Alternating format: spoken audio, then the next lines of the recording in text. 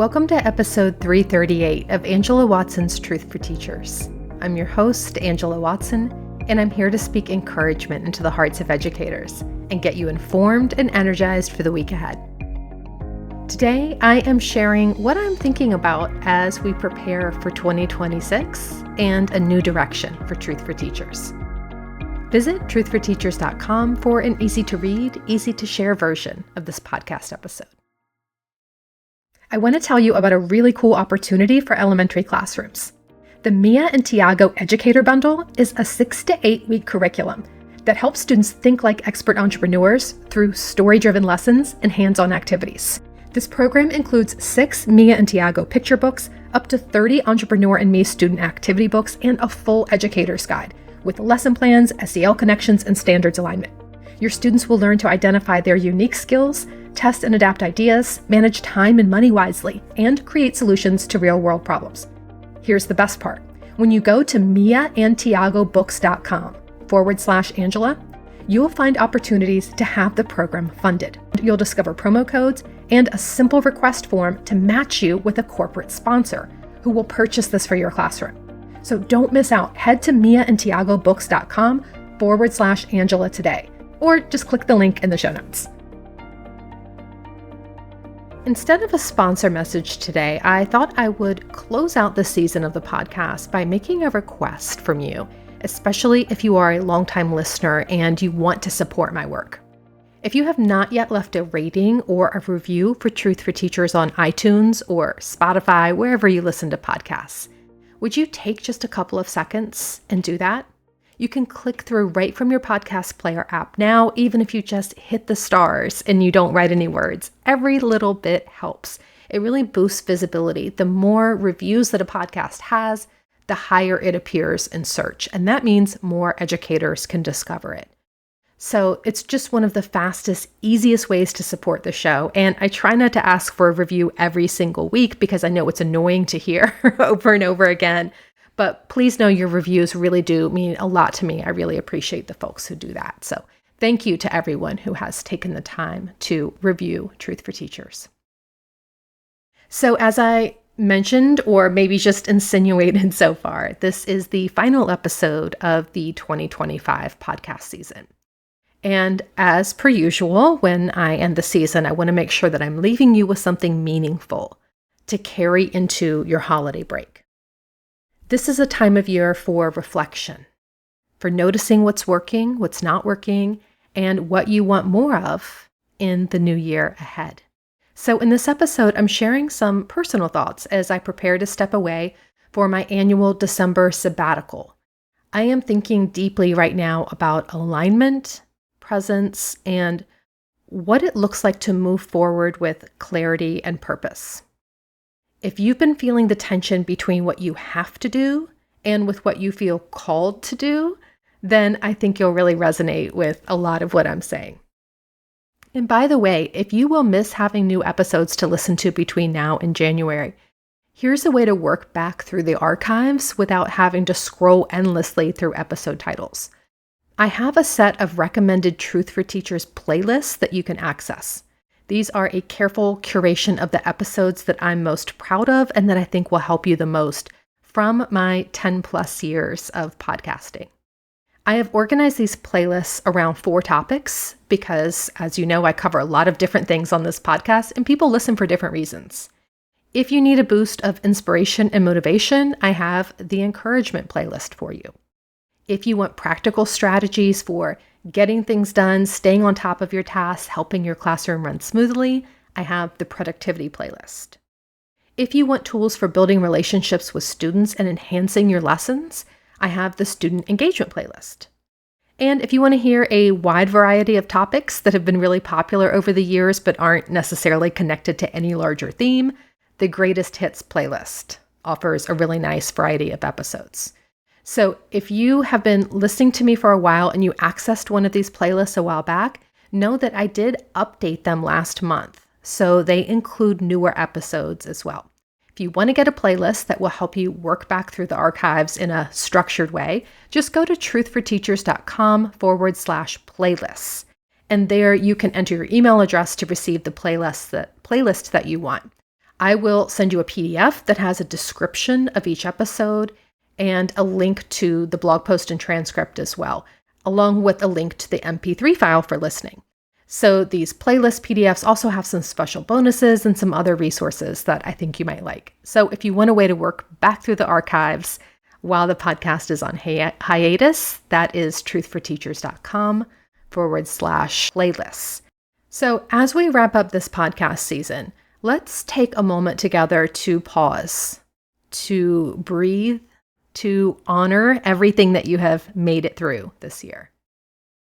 I feel like the winter holidays always feels a little bit like a paradox, where there's this outward busyness of the holidays, but also this inward pull towards stillness. It's getting darker and colder in the Northern Hemisphere, right? Like we naturally want to go indoors and be less active. There's this mix of exhaustion and gratitude, and joy and sometimes heaviness. There's a part of you that is celebrating all that you've accomplished, and there's a part of you that is just plain tired. And if you're feeling some friction right now, if you're craving more ease, more peace, more real joy, please know that you are not alone. I'm feeling that, and I see you in that too. So every December when I take my sabbatical month, I go completely offline. I don't use social media at all. And I really use that time to slow down and reflect and recalibrate.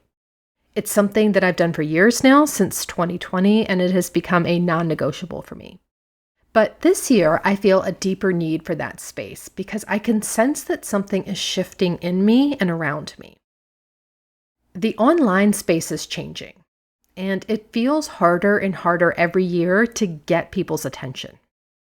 The things that do get attention are so algorithm driven, and the most popular things seem to be fueling either outrage and fear or appealing to the lowest common denominator and not in any way enriching or edifying. Serious long-form content and deep dives into important topics require more effort to consume, and folks seem to want and need easy right now.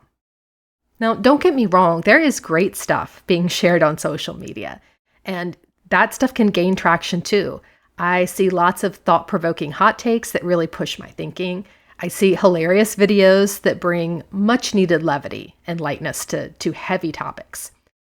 But I don't create hot takes. I don't create hilarious videos. So what is my place in this online world where I have things I want to share with teachers, but I'm not willing to bow to the ever-changing demands of the algorithms in order to force people's attention my way? Maybe you're feeling that too. I don't know. But for me, the word that keeps coming up is alignment. That's what I've been turning over in my mind and my heart. I want more alignment in my life. A deeper sense that the way I'm living and working matches the kind of person I'm becoming. I want to create and share and be in community in a way that is in alignment with the kind of world that I want to live in. I want to be part of something nourishing and healing and wholesome and uplifting. And here's what I've learned about coming into alignment. It's not always about quitting everything that doesn't feel right. It's not always about walking away. Sometimes it's about shifting your perspective so that you can show up differently. Sometimes alignment is less about changing your circumstances and more about noticing what already feels good and choosing to lean into that. So as I reflect this winter holiday season, I will be asking myself, what is giving me life and energy? What work am I doing makes me feel most alive? What connections are most energizing? Where am I already in alignment? And how can I do more of that? Because honestly, my personal life feels more aligned than ever before. I absolutely love my life. My husband and I finally stopped renting in Brooklyn, and we bought an apartment in Queens last summer, and it was life-changing in more ways than I ever thought possible. I had no idea how much living in a different kind of neighborhood, even one that's just a few miles away, would impact my quality of life on such a deep level. Where we live now is so incredibly walkable. And I've realized that's very important to me, to be in a walkable community where I don't have to get in a car and drive every place I want to go.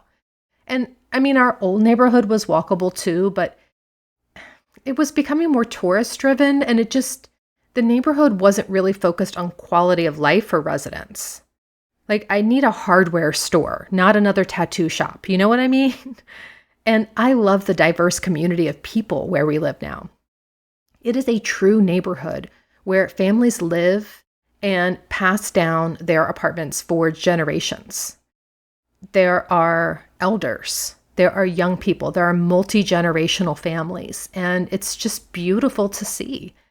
There's every language spoken that you can think of. I mean, our neighborhood is one of the most diverse in the country. And it's just invigorating, exciting. I feel like I belong, and I feel like everyone around me belongs too. We're very different, but we all belong. And that's what a real neighborhood feels like to me. And I just never really experienced that in quite this way before. I also have a yoga studio that's really close by, and I practice every day that I'm in the city. That has been life-changing in and of itself. I feel so at home now in New York that in a way that I never really did before. I can see my future here. Even in retirement, it feels like a forever home for me. And I never thought I would want to retire in a city. But now I can see, no, this is actually the perfect place because everything is still going to be accessible. We have public transport. I can walk to what I need. I have people around me checking on me. I have community. And it's just something really special that I didn't know how much I wanted or needed it until I had it. So that's been a big shift for me over this past year. And we do still have our home in the Poconos. We have a home in Pennsylvania that is about 2 hours outside the city. It's in the middle of nowhere. There's nothing around. Like, it's the opposite of walkable. But there's peace. There's nature. And that's where I go to make art, to ride my bike, to hike waterfalls. And I feel like I truly have the best of both worlds. I am genuinely at peace with myself and how I'm spending my time. I feel present in my daily routines. I have been doing my inner work, including some things that I have been putting off for a very long time. For example, my relationship with sugar, or should we call it my addiction with sugar? I have been tackling some really tough things. And I find that I'm becoming less and less reactive. I am more patient and empathetic with others. Obviously, still working on that. I am a naturally impatient person, but I see progress in myself. And I find that I am savoring slowness and depth in all the offline parts of life, which of course brings me back to my work life. I've been sharing ideas with teachers online since 2003. So it's been literally 22 years now of what is now truthforteachers.com. The basis of what I do as an educational consultant and instructional coach is really centered on Truth for Teachers and the disconnect between living my life fully present with other humans, with nature, in community, and then working mostly online is getting harder to ignore. It's a disconnect. So in 2026, I'll be shifting directions. And I don't know yet exactly what that will look like. That's what I want to be going inward and exploring during my sabbatical in December. But I do know this. I want to connect with other humans more directly and more deeply. And like I said earlier, coming into alignment doesn't necessarily mean walking away from everything. That is not practical. That is not financially feasible, for one thing. I need to do this work. But also, there's so much good here, too. So in addition to the practical things, I really do love podcasting. It just feels lonely sometimes because I'm talking to myself. I'm talking into the void. I love writing books. I love creating curriculum. I love creating courses. But all of that is more time on a computer. And I am tired of screens. So bringing my offline life into alignment with my work might mean more live trainings, even if they're virtual. I've been doing them monthly since this past May, and I really enjoy that. I'll put a link in my show notes actually to the page where I've archived these live trainings, and you can find out about new ones that are coming up. I've really liked that because I love having you all there with me in the chat and answering your questions and hearing your feedback in real time. So even though those live trainings are screen-based, I do really get a lot of satisfaction from it because I feel more of that human connection to you all. I'm really looking forward to teaching the live cohort of Unlocking Teacher Productivity. It's happening through Rocket PD in January. We're going to be meeting for 90 minutes each Thursday evening for 5 weeks. You can still join us, by the way, the link is in the show notes. And the purpose is really to build community and problem solve around the practical logistics of time management and organization as a teacher. I love getting to be in a real-time conversation with teachers, answering questions in the moment, sharing strategies, and feeling the energy of the group. And I want to do more of that kind of work moving forward. Bringing my offline life into alignment with my work might also mean more in-person work in schools, doing more coaching, more workshops where I can meet people where they are, go into classrooms, help solve problems in real time with all of the nuance and complexity of individual teacher-specific contexts. The travel takes a toll on me, so in the past, I haven't done a ton of this in-person training, but with the state of online business, frankly, I need to do more in-person training. And I don't think it would be as tiring if I wasn't also trying to create so much online and keep up with everything digitally too. So I would like to do more in-person PD and speaking, especially locally, because it really feeds my soul in a way now that I think I didn't need as much years ago, but that just feels more important to me. I get more out of it now than I used to. And most of all, after years of dreaming and talking about it, I am going to finally, I'm speaking this into existence now. You ready? I'm going to finally begin offering teacher retreats. Seriously, I think I first mentioned retreats on the podcast in like 2021. It has been a very long time coming. But as I work to come into alignment, a series of events happened this fall that just made everything start to fall into place. Literally within a 72-hour period, with very minimal effort on my part, things just started happening, and I felt at peace that this is finally the right time. A big catalyst for this was finding the perfect home base for these experiences. So I selected the Himalayan Institute, which is in Honesdale, Pennsylvania. It is the most beautiful, most peaceful location on 400 acres of forest in the Pocono Mountains. It's about 2 hours from New York City, 2 hours from Philly, and it's just spectacular. I chose that location for two main reasons. The first is that it is convenient enough for me to return to again and again.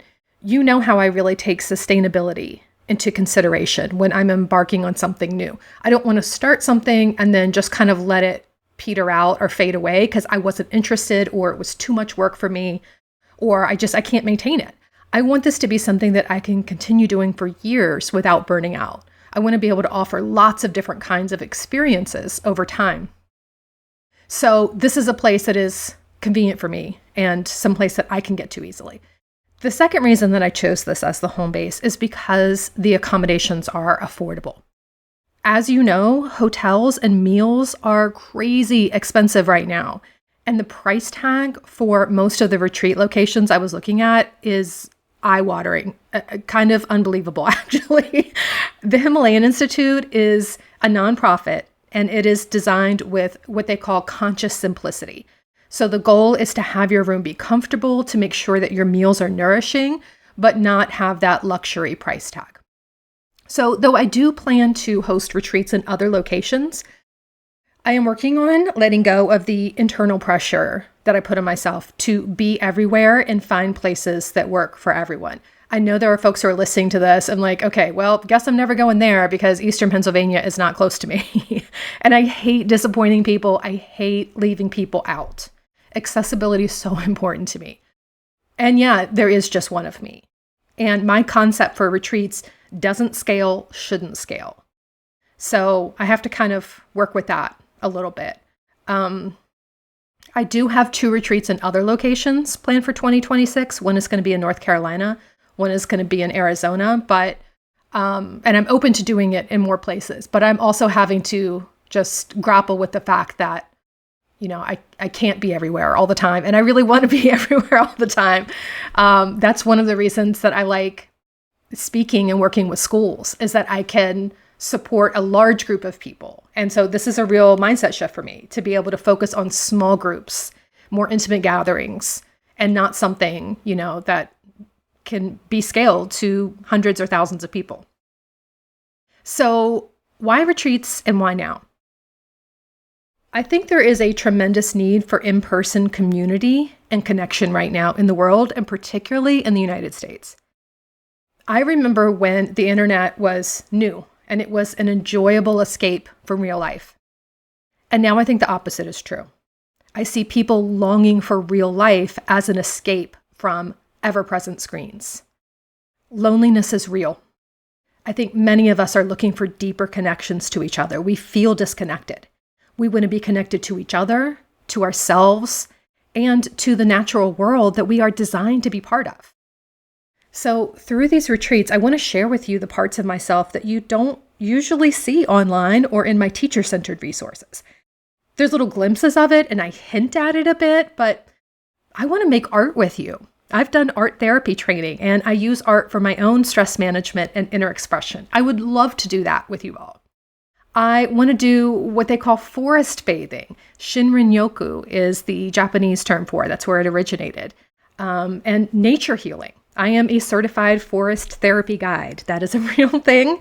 And it just means that I have gone through extensive training in how to get the benefits of nature by being outside in the forest. It's not complicated. It is not anything crazy or woo-woo. It's really just about being mindful. I want to support you in deep healing and relaxing by leading you through restorative postures. I am certified now as a restorative yoga teacher. So that's something that I would like to share. I want to help you reset your nervous system by guiding you through meditation, not with words, but with sound, as I play soothing instruments like the kalimba, singing bowls, koshi chimes, a gong. I am absolutely in love with the gong. I love gong baths. And I'm a certified sound healing practitioner. So I think that's a really cool experience too that I want to share. And while my heart is always with educators and those in the caring professions, these kinds of experiences are needed by all people. And so some of my retreats are going to be teacher-centered, and some will be open to everyone. The first event is actually going to be this February, and it's called Books in the Wild, a winter sensory retreat for readers. So this one is open to everyone and is geared toward, obviously, avid readers. Because when I was thinking about the concept for this, like what would a concept be in winter? I was thinking about books, because the people I know who love books, myself included, all have more wish-listed books than we have time to read them all. And we have a lot of distractions, things pulling us away from reading. Most book lovers have broad interests that span multiple genres, and we love to hear what other people think about various titles so that we can find our next great read.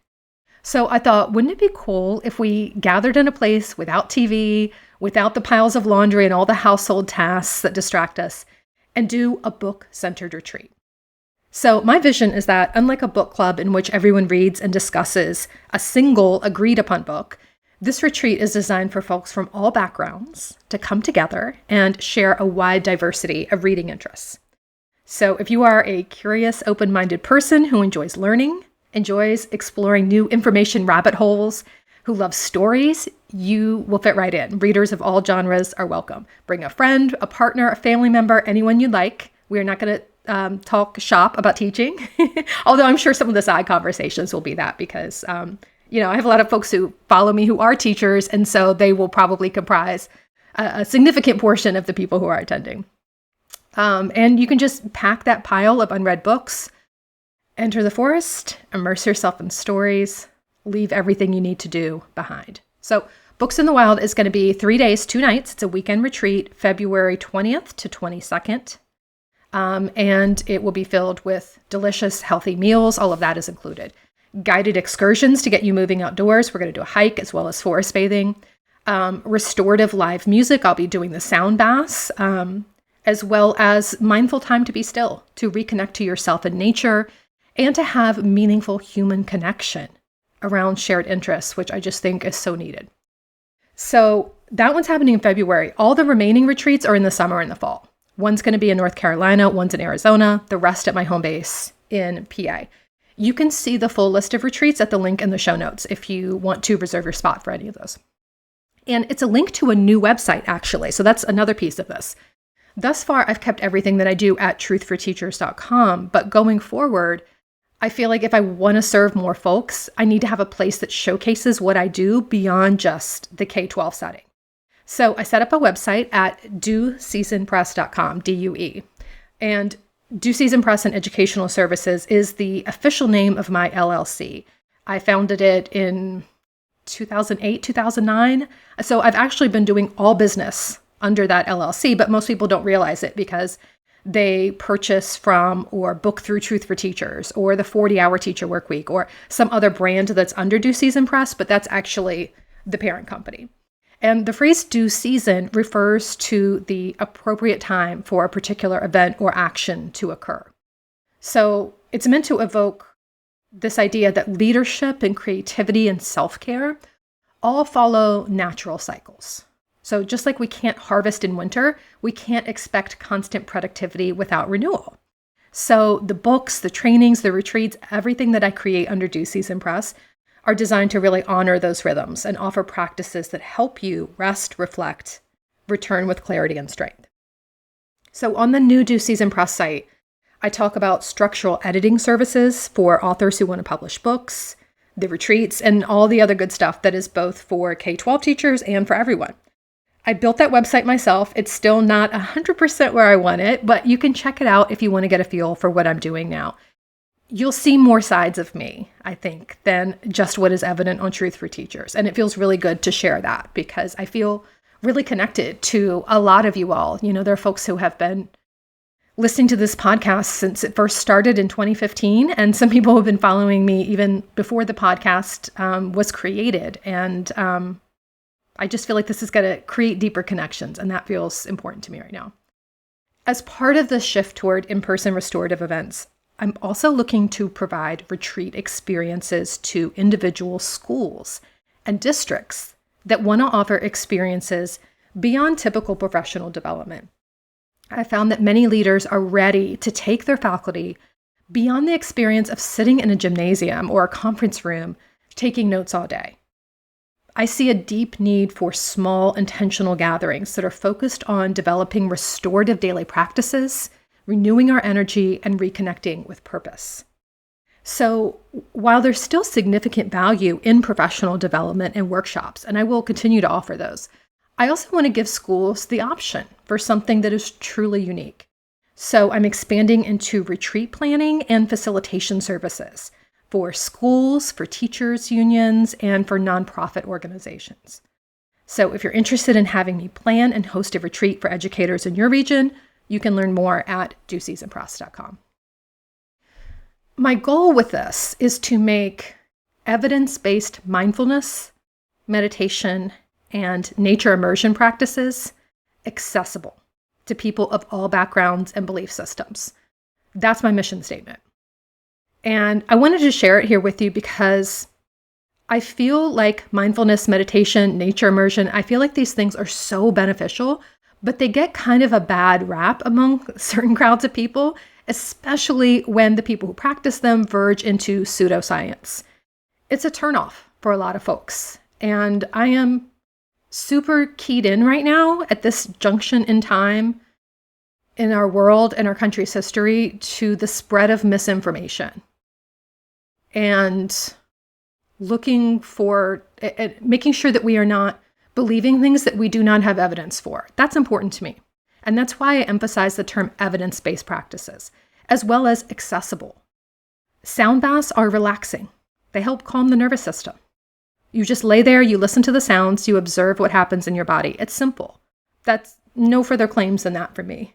Being in nature opens us up to a sense of something greater than ourselves. It cultivates a sense of awe and wonder. It helps us see how living things are interconnected. And all educators, all humans, can experience the benefits of these practices. So that's what I want to do. I want to make these evidence-based practices accessible to people of all backgrounds and belief systems. So if you are someone who has been longing for an experience like that, a way to step outside the classroom, outside your regular routines, and just come back home to yourself, I am creating this with you and folks like you in mind. And I will share more in early 2026 when I'm ready and I have a really clear vision for how I'm going to begin. As the seasons shift, I hope that you will join me in reflection on your own alignment. You might not be able to relate to anything that I just said. And that's okay. I hope that this process at least kind of gets you thinking about what you might be focusing on in your time off this winter. Because often we focus only on what we want to get rid of. The toxic systems, the unhealthy relationships, the unrealistic expectations, the constant demands. And yes, getting rid of things matters. But alignment isn't just about what we walk away from. It's also, as I said at the top of the episode, about noticing what already feels aligned and giving ourselves permission to want more of that, pursue more of that, open ourselves up to more of what already feels aligned.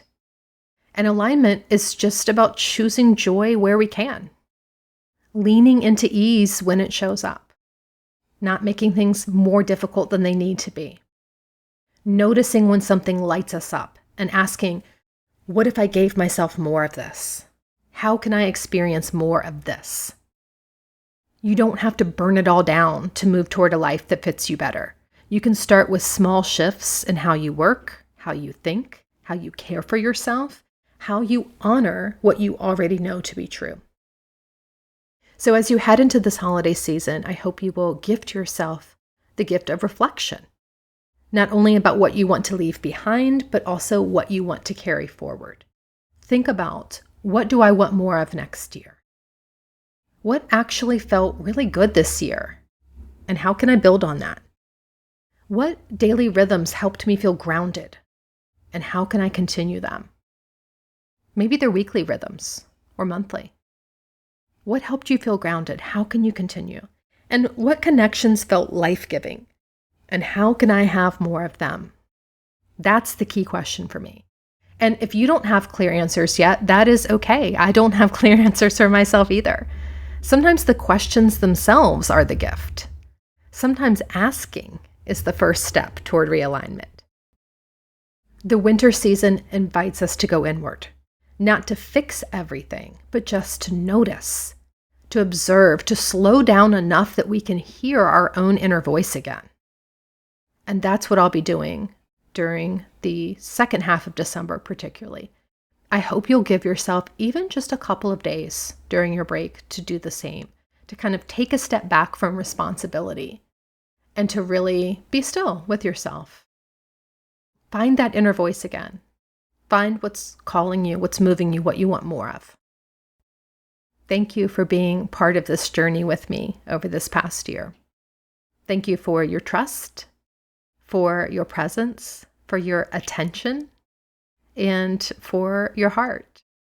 It is truly a gift to feel like, even though I say that it feels lonely sometimes because I'm talking to myself on the podcast, to know that people are listening and to hear from you all when an episode resonates, it is an incredible privilege to know that I'm sort of in the background of your day as you're going about your regular routines, that you might be listening to my voice or my ideas and my words.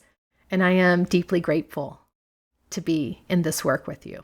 So I will see you in 2026 with hopefully new energy, new clarity, and some new ways for us to connect live, in person, in alignment. And until then, rest well. Reflect deeply. Reconnect with what matters most.